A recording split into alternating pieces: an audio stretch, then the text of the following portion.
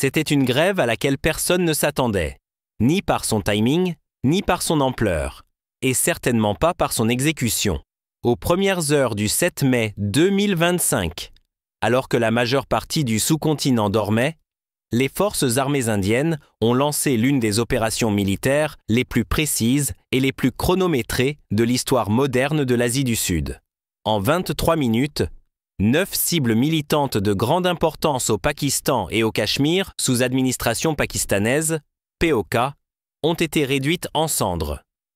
Les estimations des services de renseignement ont confirmé que plus de 100 militants, dont des commandants supérieurs du Jaïch-e-Mohammed et du Lashkar-e-Taïba, ont été éliminés avant les premières lueurs de l'aube. L'opération portait le nom de code Sindoor, un mot qui, dans la tradition indienne, désigne le vermillon rouge profond porté en signe d'honneur, de protection et de souveraineté.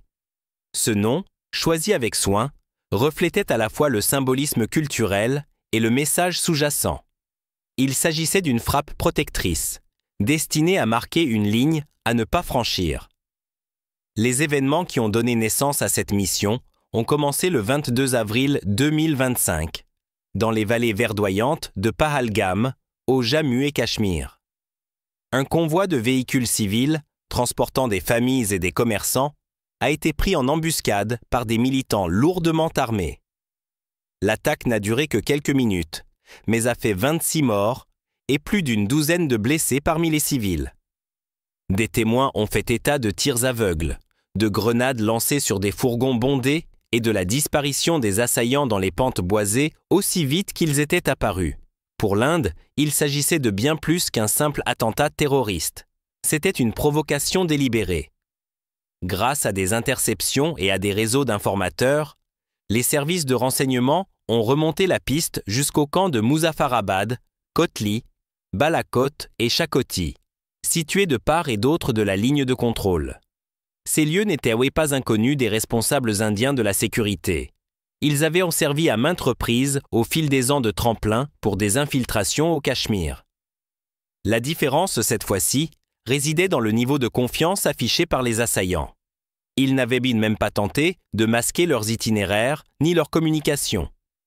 Cette confiance reposait sur une hypothèse qui a façonné une grande partie du militantisme pakistanais au cours des 2 dernières décennies. L'Inde se limiterait à des manifestations diplomatiques, à des mouvements de troupes symboliques ou à des escarmouches transfrontalières contrôlées. Jusqu'en mai 2025, cette hypothèse s'était rarement révélée fausse. Mais cette fois, à New Delhi, le calcul était différent. Les dirigeants politiques et militaires ont vu dans l'attaque de Pahalgam à la fois une tragédie et une opportunité.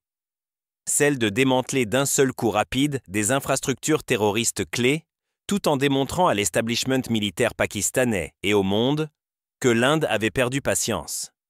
À huis clos, dans le bloc sud, le Conseil national de sécurité s'est réuni.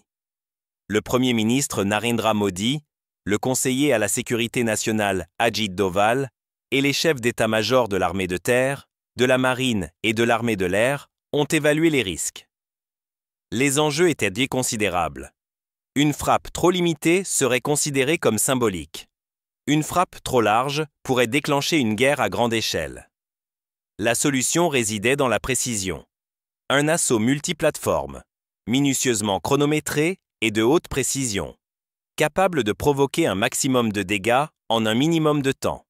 Ainsi, dans le calme de ces nuits du début mai, la plus ambitieuse frappe antiterroriste depuis les frappes aériennes de Balako, en 2019, commença à prendre forme. Ses objectifs étaient au clair: détruire les camps identifiés, éliminer les cibles de grande valeur et sortir avant que l'ennemi ne puisse mettre en place une défense efficace, tout en laissant ouverte la voie à la désescalade. L'opération Sindoor n'était pas une occupation ou un engagement prolongé. Elle reposait sur la rapidité, la surprise et une précision chirurgicale. Et lorsque le matin du 7 mai 2025 arriverait, le monde verrait et le Pakistan ressentirait exactement ce que cela signifiait. Pour comprendre les origines de l'opération Sindoor, il faut prendre du recul et examiner les schémas qui ont façonné la réponse de l'Inde au terrorisme transfrontalier pendant des décennies. Cette mission n'est pas née du jour au lendemain. C'était l'aboutissement d'un long cheminement, passant d'une retenue mesurée à une détermination sans faille. Pendant des années, l'approche de l'Inde face au militantisme soutenu par le Pakistan a été définie par la prudence stratégique. Même après des attaques dévastatrices, l'intrusion de Kargil en 1999, l'attaque du Parlement en 1901, le siège terroriste de Bombay en 1908, les actions de New Delhi sont restées mesurées. Les canaux diplomatiques sont restés ouverts, les réponses militaires se sont souvent limitées à des duels d'artillerie le long de la ligne de contrôle. Et l'objectif était d'éviter une spirale vers une guerre totale entre deux voisins dotés de l'arme nucléaire. Mais la retenue, au fil du temps, a engendré une perception dangereuse, celle selon laquelle les lignes rouges de l'Inde étaient donc flexibles, et que même les incidents les plus meurtriers pouvaient être maîtrisés sans riposte militaire décisive. Cette perception s'est profondément ancrée dans l'esprit de groupes terroristes comme Jaish et Mohammed, JEM, et Lashkar et Taiba, LUT, et dans les calculs de leurs bienfaiteurs au sein de l'appareil militaire pakistanais. L'Inde a parfois tenté de changer cette perception. Les frappes chirurgicales d'Uri en 2016, en réponse à la mort de 19 soldats indiens lors d'une seule attaque, en sont un exemple. Les forces spéciales indiennes ont traversé la LDC de nuit, ont frappé plusieurs rampes de lancement et sont revenues avant l'aube. C'était audacieux, mais d'une ampleur limitée. Puis sont arrivées les frappes aériennes de Balakot en 2019, lorsque des Mirage 2000 indiens ont frappé une importante base du JEM au cœur du territoire pakistanais, après que l'attaque de Pulwama a tué 40 membres du CRPF. Cette mission a marqué un tournant. Pour la première fois depuis des décennies, les forces indiennes ont frappé bien au-delà de la LDC. Pourtant, si ces opérations ont été un succès tactique, elles n'ont pas démantelé l'écosystème terroriste. Les camps ont été reconstruits. De nouvelles recrues ont été formées. Les fonds et les armes ont continué à affluer à travers la frontière. Chaque frappe était suivie d'un retour à un calme précaire jusqu'à la provocation suivante. En 2025, les stratèges militaires indiens comprirent que les représailles symboliques ne suffisaient non plus. Le massacre de Pahalgam, le 22 avril 2025, fut l'étincelle de la fin. La brutalité de l'attaque choqua le pays. Des civils abattus en plein jour, des assaillants s'évanouissant dans des voies de fuite que les services de renseignement avaient les cartographiés depuis des années. En quelques heures, les interceptions des RAW et du NTRO identifièrent des coordonnées familières, les mêmes camps de Balakot, Kotli, Muzaffarabad et Chakoti qui avaient servi à des infiltrations antérieures. L'indignation s'est répandue à l'échelle nationale. Les chaînes d'information ont relayé les récits des victimes pendant des jours. Les réseaux sociaux ont explosé d'appels à la justice. Dans les cercles politiques, le consensus était rare et absolu. Il ne pouvait rester sans réponse. Même les leaders de l'opposition, habituellement critiques à l'égard des politiques de sécurité nationale du gouvernement, ont appelé à des mesures de force. Dans les couloirs du bloc sud, l'ambiance était différente des crises précédentes. Les rencontres entre le Premier ministre Narendra Modi, l'agent de sécurité nationale Ajit Doval, le ministre de la Défense Rajnath Singh et les chefs des services de sécurité étaient les plus tendues. Cette fois, la discussion ne portait pas seulement sur l'opportunité de frapper, mais sur la manière de frapper plus fort et plus vite que jamais. 3 objectifs principaux ont émergé. 1. Neutraliser les actifs militants de grande valeur dans une fenêtre unique et concentrée. 2. Éviter les pertes civiles pour maintenir la légitimité internationale. 3. Terminer l'opération avant que le Pakistan ne puisse lancer une contre-attaque défensive. Contrairement aux opérations passées, où des mouvements de troupes visibles pendant des jours, voire des semaines, annonçaient une frappe imminente. L'opération Sindoor serait planifiée et exécutée dans le plus grand silence. Pas de fuite, pas d'allusion publique, pas de posture militaire le long de la ligne de contrôle. L'effet de surprise serait absolu. Pour garantir cela, La cellule de planification était extrêmement réduite. Moins de 20 personnes au total, dont des planificateurs de mission de l'armée de l'air, des officiers du renseignement de l'armée de terre, des agents de liaison RAW et NTRO, et des membres de haut rang de l'état-major intégré de la défense. Chaque participant était tenu de respecter les protocoles de confidentialité les plus stricts, avec un accès compartimenté à l'information. La doctrine qui guidait la mission avait évolué au fil des expériences précédentes. En 2016 et 2019, les frappes avaient été importantes, mais isolées. Sindoor allait être différente. Elle était conçue comme une opération composite, combinant frappes de missiles à longue portée, raids aériens de précision et suppression d'artillerie en ligne de contrôle. Le tout dans un délai trop court pour que le Pakistan puisse réagir en temps réel. La stratégie de sortie était tout aussi importante. Les dirigeants savaient qu'une fois l'opération terminée, les voies diplomatiques devaient être rapidement ouvertes pour éviter une escalade. Il ne s'agissait pas de déclencher une guerre, mais de mettre fin au cycle d'impunité du terrorisme transfrontalier. Fin avril 2025, le plan prenait forme. Les cibles avaient été confirmées par de multiples sources de renseignement. Les équipages avaient effectué des répétitions dans des simulateurs. Les batteries de missiles avaient été positionnées sous camouflage. La couverture satellite avait été ajustée pour permettre un suivi en temps réel pendant la période de frappe. Et malgré tout cela, le monde extérieur n'a rien constaté d'inhabituel.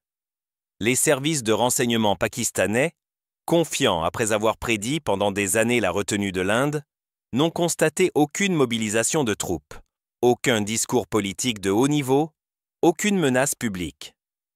Le décor était planté pour une mission qui non seulement vengerait Pahalgam, mais réécrirait également la manière dont l'Inde abordait les représailles contre le terrorisme. Le véritable travail a commencé dans la nuit du 24 avril 2025, 48 heures, seulement après le massacre de Pahalgam. Au cœur du bloc sud, une salle de conférence sécurisée était fermée de l'intérieur. Les téléphones étaient laissés à l'extérieur. Les rideaux étaient tirés. Seule une poignée de personnes avaient l'autorisation d'être ici. Et encore moins nombreuses étaient celles qui connaissaient pleinement les raisons de leur convocation. Au bout de la table, le conseiller à la sécurité nationale, Ajit Doval, l'expression aussi vive que la tension ambiante. À sa droite, le maréchal de l'air V.R. Chaudhary examinait les images satellites diffusées sur un écran géant. À sa gauche, le directeur du RAW feuilletait un mince dossier de communication interceptée.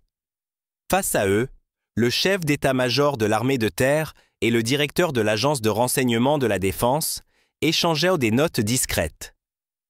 À l'écran, les contours granuleux des bâtiments se dessinaient clairement. Les camps de Muzaffarabad, Kotli, Balakot, Chakoti et 2 installations dans la province pakistanaise du Pendjab. Ces camps n'étaient pas inconnus.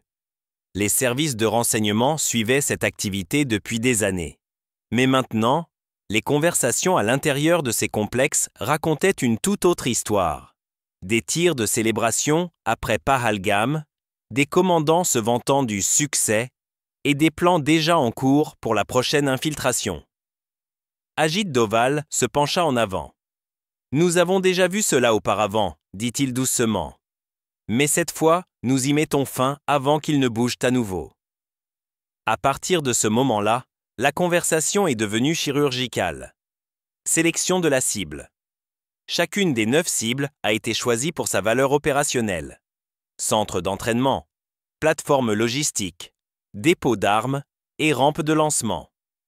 Les renseignements fournis par les ressources humaines de RAW au POCA ont été recoupés avec les données satellitaires de NTRO et la surveillance par drone le long de la ligne de contrôle. L'objectif était clair. Frapper des infrastructures dont la reconstruction prendrait des mois et non des semaines. Conception du package Strike. L'armée de l'air a proposé une approche en 3 volets. 1. Missiles de croisière d'attaque terrestre, BrahMos pour cibles renforcées, et hautement prioritaires, comme les dépôts souterrains. 2. Escadron de Mirage, 2000 armées de bombes guidées de précision. Spice 2000 pour la destruction structurelle sans dégâts d'explosion sur une large zone. Troisième avion. Su-30 MKI pour des frappes de missiles à distance, prêt à fournir une couverture aérienne si les intercepteurs pakistanais se dépêchent. Timing. La fenêtre d'opération était fixée aux premières heures du 7 mai 2025, avant l'aube, lorsque la visibilité pour les pilotes était encore acceptable, mais que le temps de réaction de l'ennemi était minimal. Les données historiques ont montré que les opérateurs radars pakistanais avaient effectué un changement d'équipe juste avant 4 heures du matin. Une vulnérabilité trop importante pour être ignorée. Sécurité opérationnelle. Sindoor serait planifié selon un protocole strict de nécessité absolue de connaître l'objet de l'opération. Aucun ordre écrit ne décrirait son ampleur. Les unités impliquées ne recevraient leurs dernières instructions que quelques heures avant le lancement. Tous les mouvements d'avions et de batteries de missiles seraient déguisés en activités d'entraînement de routine. Plan de sortie. La mission ne devait pas durer plus de 25 minutes, du premier lancement à la dernière frappe. Tous les avions devaient quitter l'espace aérien ennemi avant le lever du jour. Des frappes de missiles depuis le territoire indien seraient lancées parallèlement à des raids aériens visant à saturer les défenses pakistanaises. Pendant des jours, la salle de planification est devenue un véritable centre névralgique. Les cartes numériques étaient mises à jour toutes les heures au fur et à mesure des nouvelles informations. Des itinéraires alternatifs étaient établis pour éviter les trajectoires de vol prévisibles. Les pilotes s'entraînèrent dans des simulateurs qui recréaient la topographie exacte des zones de frappe. Chaque pilote connaissait les coordonnées de sa cible à la 4e décimale près, et rien d'autre. Pendant ce temps, loin des bases aériennes, les régiments d'artillerie le long de la ligne de contrôle étaient discrètement repositionnés pour parer à d'éventuelles représailles pakistanaises. Des unités des forces spéciales se tenaient en prêtes à intervenir pour d'éventuelles missions de sauvetage ou de récupération, même si les planificateurs espéraient ne jamais en avoir besoin.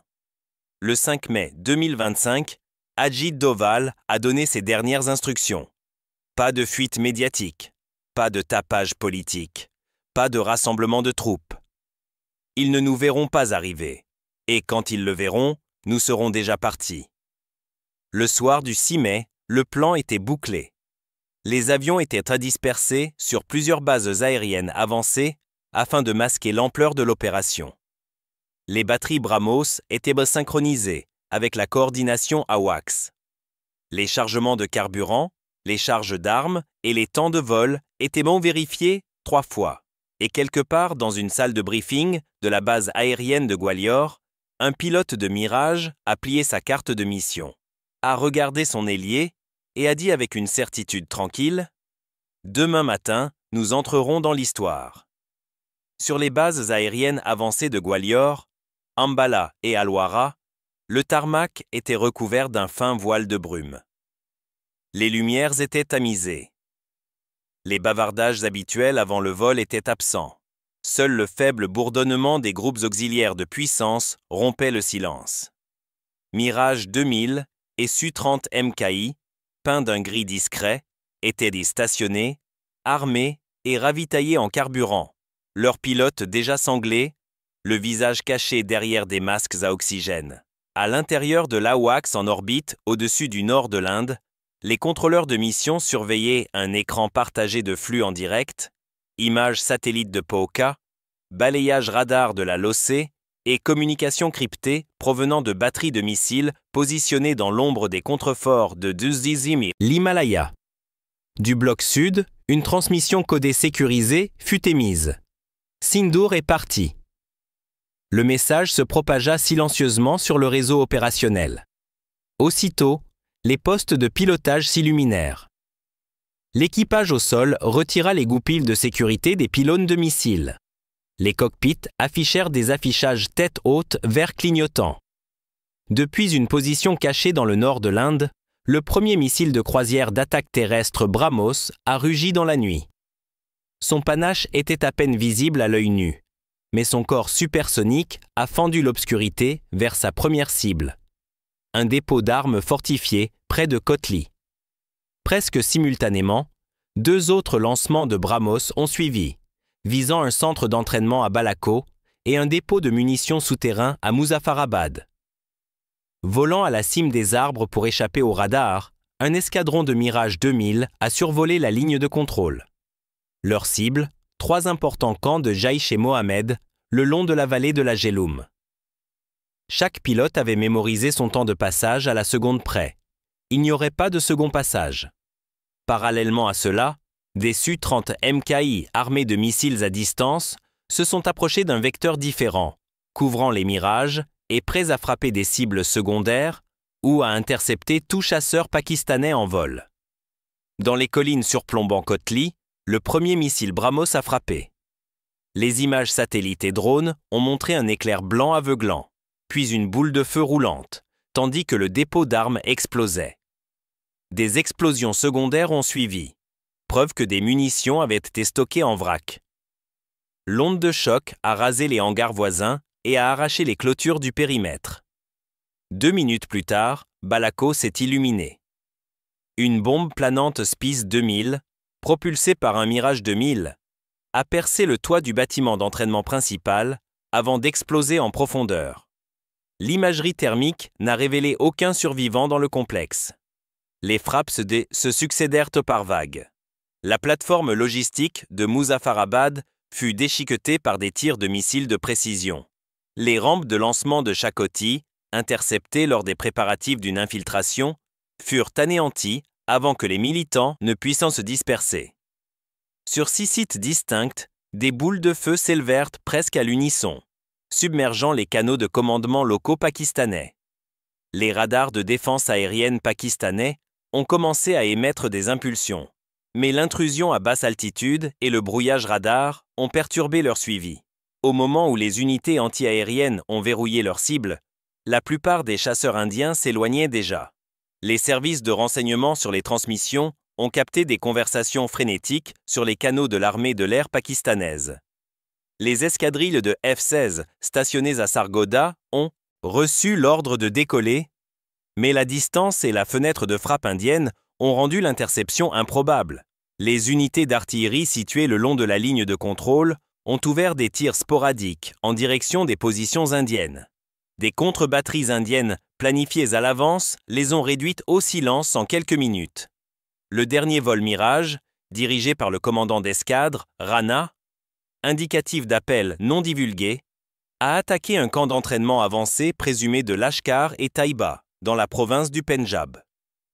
Le largage de la bombe était classique. L'impact a été suivi d'une onde de choc dévastatrice qui a projeté des débris à des centaines de mètres de hauteur.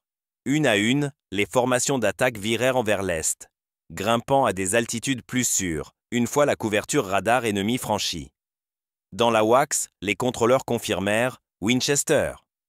Toutes les munitions étaient épuisées. Toutes les cibles principales touchées. 23 minutes après le premier tir de BrahMos, tous les avions et équipes de missiles avaient quitté la zone d'engagement. Aucun pilote indien n'avait été perdu. Aucun avion n'avait été endommagé.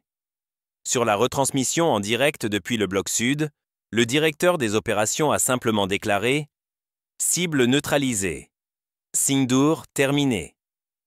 En ces quelques minutes, l'Inde avait porté un coup sans précédent ces dernières années, d'une précision dévastatrice et d'une intention manifeste.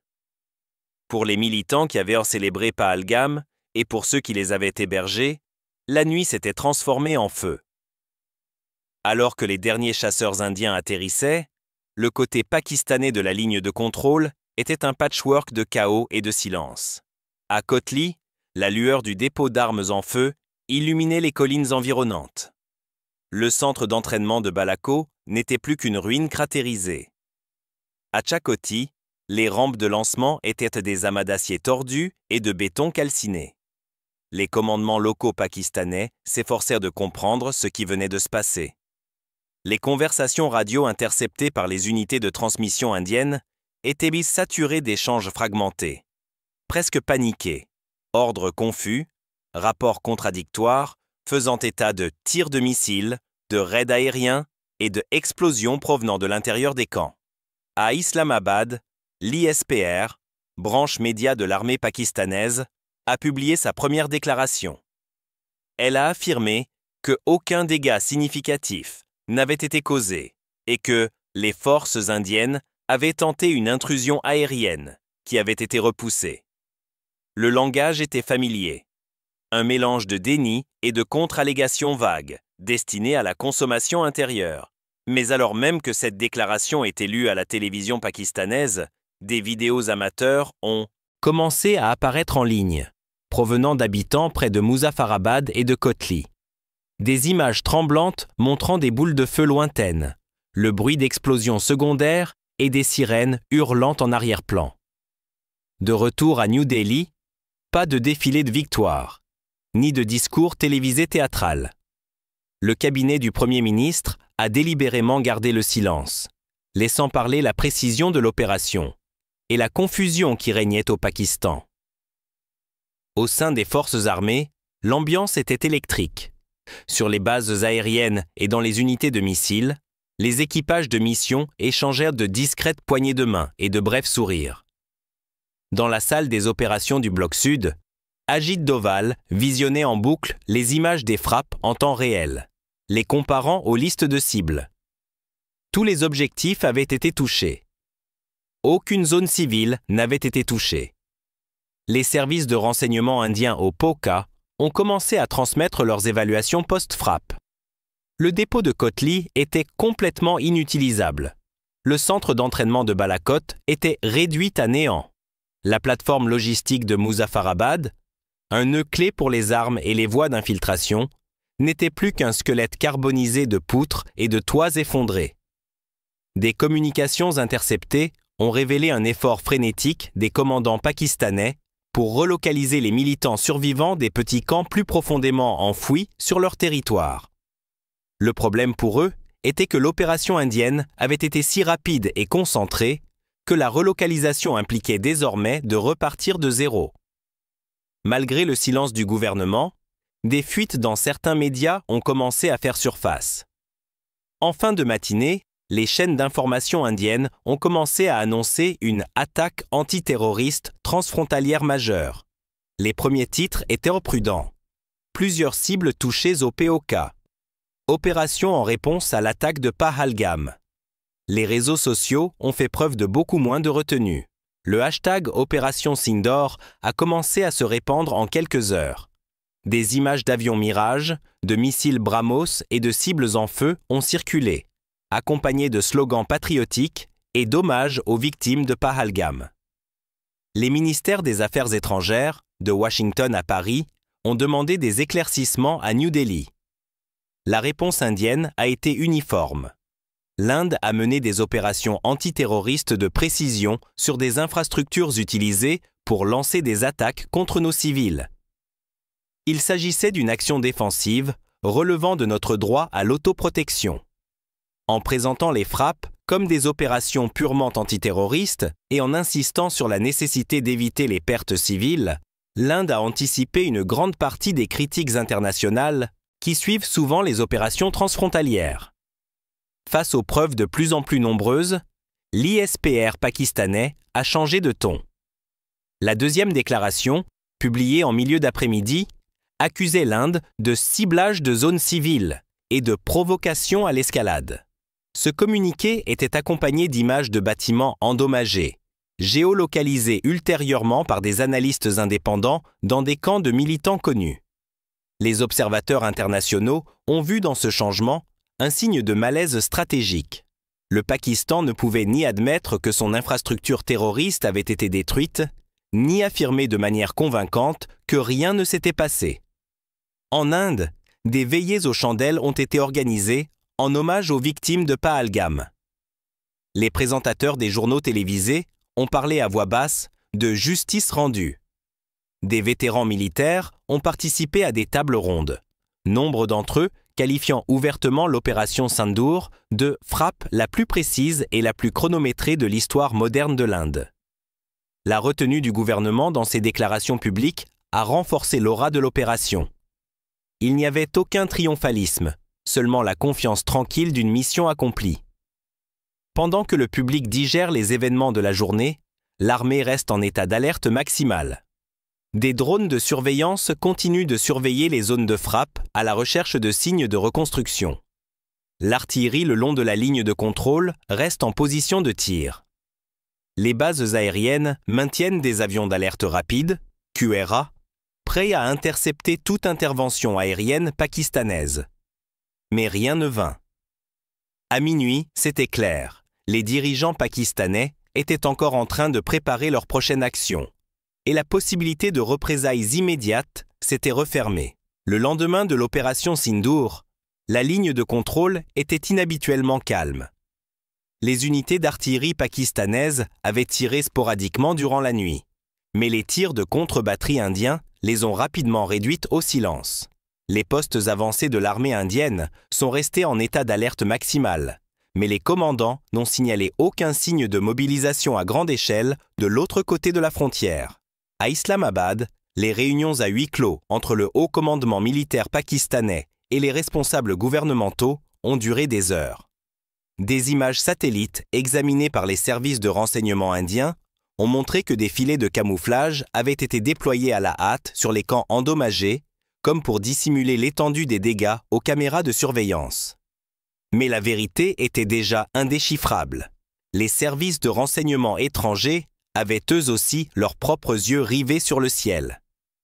Alors que le front militaire restait tendu, mais stable, une autre bataille se déroulait dans les couloirs diplomatiques. À Abu Dhabi, de hauts diplomates émiratis ont discrètement commencé à tendre la main à New Delhi et à Islamabad. Les Émirats arabes unis, forts de leurs liens historiques chaleureux avec les deux pays, se sont positionnés comme un facilitateur neutre. Le message adressé au Pakistan était clair. Une escalade risquait de l'isoler sur la scène internationale et d'entraîner des conséquences économiques. Le message adressé à l'Inde était tout aussi clair. Une désescalade rapide consoliderait son image de puissance responsable et non d'agresseur. Les dirigeants indiens se sont montrés réceptifs, mais seulement selon leurs propres conditions. Par des moyens détournés, New Delhi a transmis 3 points non négociables avant tout cessez-le-feu. 1. Pas de réactivation des camps détruits. 2e arrêt immédiat des tentatives d'infiltration. 3e. Aucune provocation d'artillerie le long de la LDC. Le 10 mai à midi, un accord mutuel avait été trouvé. Il n'y eut ni traité officiel, ni poignée de main publique, seulement une série de déclarations coordonnées des deux capitales, affirmant leur intention d'éviter une nouvelle escalade. Le Pakistan a présenté cela comme un engagement en faveur de la paix dans la région. La déclaration de l'Inde, rédigée avec précision, ne faisait aucune référence à un compromis. Elle réitérait plutôt que l'attaque de Pahalgam était inacceptable et que l'Inde se réservait le droit d'agir contre toute menace future. Même si le cessez-le-feu était en vigueur, les forces indiennes ne se sont pas relâchées. Le long de la ligne de contrôle, les batteries d'artillerie sont restées en position. Les bases aériennes avancées ont permis d'approvisionner et d'armer les chasseurs du système d'alerte rapide, QRA. La surveillance des zones de frappe par satellite au-dessus du Pokhara est restée inchangée, assurant une surveillance 24 heures sur 24 et 7 jours sur 7. Lors de briefings internes, le représentant de la NSA, Ajit Doval, a clairement indiqué « Un cessez-le-feu n'est pas un recul. C'est une pause que nous contrôlons, en passant rapidement d'une action militaire décisive à une résolution diplomatique mesurée. L'Inde a atteint un équilibre rare. Les capitales occidentales ont salué la retenue dont elle a fait preuve après l'attaque. En privé, plusieurs responsables étrangers de la défense ont avoué leur admiration pour la précision et la discipline de l'opération. Même la Chine, habituellement prompte à s'aligner sur le Pakistan dans les forums publics, a publié une déclaration soigneusement formulée, exhortant les deux parties à maintenir la paix. Évitant toute critique directe de New Delhi. Sur le front intérieur, le cessez-le-feu a été présenté non pas comme une régression, mais comme une mission accomplie. L'Alliance au pouvoir, la NDA, a présenté une résolution parlementaire félicitant les forces armées pour leur réponse rapide, précise et proportionnée au massacre de Pahalgam. Les dirigeants de l'opposition bien que politiquement prudents, se sont abstenus de remettre en question les frappes, un rare moment de consensus bipartisan sur la sécurité nationale. Le résultat le plus significatif du cessez-le-feu était peut-être intangible. En mettant fin à l'opération selon ses propres conditions, l'Inde avait inversé la donne psychologique. Les dirigeants pakistanais et les groupes terroristes qu'ils soutenaient devaient désormais prendre en compte la possibilité que toute attaque majeure déclenche une riposte rapide et de haute précision, susceptible de prendre fin avant même qu'ils puissent réagir. Ce changement était déjà perceptible dans les communications interceptées des réseaux militants survivants. Le ton était différent. Moins de bravade, plus de prudence. Les programmes d'entraînement étaient beaux perturbés. Les déplacements entre les refuges ralentissaient. La crainte d'un nouveau Sindoor s'était enracinée. L'opération Sindoor a laissé derrière elle plus que les ruines de 9 cibles détruites. Elle a laissé derrière elle un message clair, gravé à la fois dans les salles de stratégie et dans l'esprit de ceux qui l'ont vu se dérouler. Pendant des années, la réponse de l'Inde au terrorisme transfrontalier a été délibérée, parfois lente, souvent prudente. Sindoor a changé la donne. En moins d'une demi-heure, elle a démontré que l'Inde était capable d'identifier, de planifier et de frapper des foyers militants de grande valeur avec une précision chirurgicale, puis de reculer avant même que l'autre camp ne puisse décider de sa riposte. Il ne s'agissait pas de territoire. Il ne s'agissait pas d'un engagement prolongé. Il s'agissait de montrer que les représailles pouvaient être rapides, précises et contrôlées, que la justice n'avait pas besoin d'être bruyante pour être efficace. Dans les couloirs militaires de New Delhi, Sindoor est déjà cité comme un modèle. La manière dont le renseignement, la puissance aérienne et les frappes de missiles se sont entremêlées a créé un rythme que d'autres étudieront pendant des années. Les officiers le décrivent comme une symphonie. Chaque élément connaît son rythme, trouve la note juste et se tait au moment opportun. Sur le plan diplomatique, la situation était tout aussi calculée. L'Inde ne s'est pas précipitée pour prononcer des discours, ni pour faire retentir le son de la guerre. Elle a laissé l'opération parler d'elle-même. Cette confiance tranquille a non seulement pris le Pakistan au dépourvu, mais a aussi fait prendre conscience au monde qu'une nation pouvait se défendre fermement, sans laisser les événements dégénérer en conflits plus vastes. Mais le changement le plus important fut peut-être d'ordre psychologique. De l'autre côté de la frontière, ceux qui planifiaient autrefois des attaques en toute impunité se retrouvaient désormais avec une pensée persistante. S'ils ont pu faire ça en 23 minutes, que pourraient-ils faire la prochaine fois? Cette incertitude, ce temps d'arrêt avant l'action, pourrait bien être la victoire la plus durable de Sindoor. Pour le public indien aussi, l'opération avait du poids. Il ne s'agissait pas d'applaudir des explosions sur un écran de télévision. Il s'agissait de savoir que les responsables du deuil de Pahalgam avaient été identifiés et traités de manière réfléchie, disciplinée et décisive. Selon les mots d'un officier à la retraite, s'exprimant doucement lors d'une cérémonie commémorative quelques semaines plus tard, Sindoor n'était pas une simple opération. C'était une promesse. Lorsque la limite sera franchie, nous répondrons, et notre réponse sera claire. L'opération Sindoor a peut-être pris fin avant le lever du soleil ce matin-là, mais son ombre s'étendra loin dans le futur. Elle a révélé une nouvelle stratégie. La réponse au terrorisme n'est ni lente ni prévisible, mais rapide, ciblée et achevée, avant même que l'ennemi ne comprenne ce qui se passe. Cette clarté ne change pas seulement les cartes, elle change les mentalités. Dans les années à venir, les leçons de Sindoor influenceront probablement à maintes reprises l'approche de l'Inde. Les stratèges militaires pourraient maintenir des dispositifs de frappe prêts à l'emploi.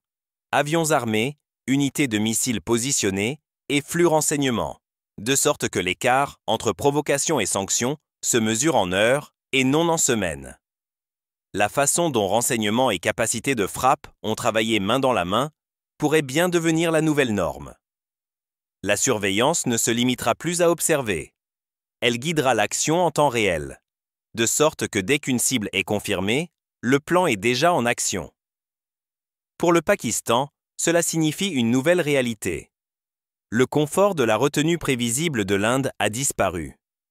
Tout camp, tout dépôt, toute rampe de lancement pourrait être détruit avant l'aube et il pourrait n'y avoir aucun avertissement. Cette seule connaissance pourrait inciter les militants à y réfléchir à 2 fois avant de franchir la ligne. Pour l'Inde, c'est plus qu'un simple moyen de dissuasion. C'est un rappel que la force peut être silencieuse, que la victoire n'a pas toujours besoin de rugir, il suffit parfois qu'elle arrive, fasse son œuvre et s'évanouisse dans l'air du matin. Et pour les familles qui ont allumé des bougies à Pahalgam, c'est le réconfort de savoir que quelque part, dans l'obscurité de ces premières heures, la justice a trouvé son chemin à travers la frontière et a donné sa réponse. L'histoire se souvient souvent des batailles les plus bruyantes. Le rugissement des avions, le tonnerre des canons, les discours prononcés dans des salles bondées. Mais parfois, l'histoire s'écrit dans le silence. Dans les moments où les décisions sont prises à huis clos, exécutées dans l'obscurité et terminées avant même que le monde ne sache qu'elles ont commencé. L'opération Sindoor a été l'un de ces moments. Il ne s'agissait pas de se venger pour soi-même. Il ne s'agissait pas de faire la une des journaux. Il s'agissait de montrer qu'une limite avait été franchie et que l'Inde pouvait réagir avec rapidité, précision et maîtrise. Pas de fanfaronnade, pas de chaos. Juste la froide certitude que justice sera rendue. Aux premières heures de ce matin de mai, les pilotes ont suivi leurs itinéraires d'une main sûre. Les missiles ont trouvé leur cible et le message a été envoyé. L'Inde n'attendra pas d'être à nouveau frappée. Et puis, le ciel s'est tu. Pour les habitants de Pahalgam, le chagrin d'avril ne disparaîtra jamais. Mais il y a un réconfort tranquille, à savoir que les responsables ont ressenti les poids de cette perte. Pour la nation, Sindoor rappelle que la sécurité ne se résume pas à la défense. Elle est une question de préparation, de détermination et de volonté d'agir quand cela compte le plus. Et pour ceux qui pourraient tester cette volonté à l'avenir, la leçon est simple. La réponse viendra. Ce sera précis. Ce sera rapide. Et au moment où vous réaliserez que c'est là, ce sera déjà fini.